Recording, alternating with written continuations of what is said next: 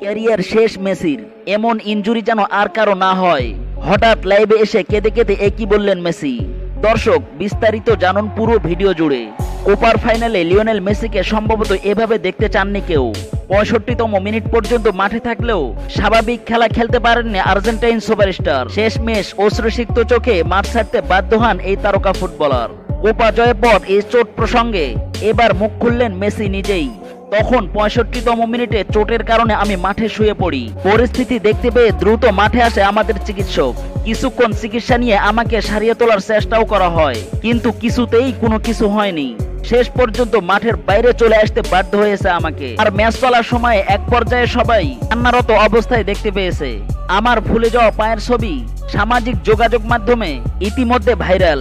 এছাড়াও আমি একটি পোস্ট করেছি যেখানে আমি লিখেছি কোপা আমেরিকার সেই চঞ্চি, এবং আমি সবাইকে ধন্যবাদ জানাতে চাই যারা আমাকে শুভেচ্ছা জানিয়েছেন।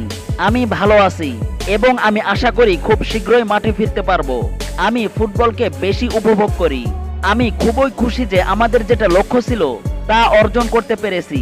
ডি মারিয়া আমাদের ছেড়ে চলে গেছে, এতে খুবই খারাপ লাগছে। এছাড়াও অটামন্দি এবং আমার মতো অভিজ্ঞদের জন্য এ এক বড় অনুভূতি। আমরা শুধু একটা দল নয়, আমরা একটা পরিবারও। সবাইকে ধন্যবাদ আমাদেরকে সমর্থন দেওয়ার জন্য। ধন্যবাদ।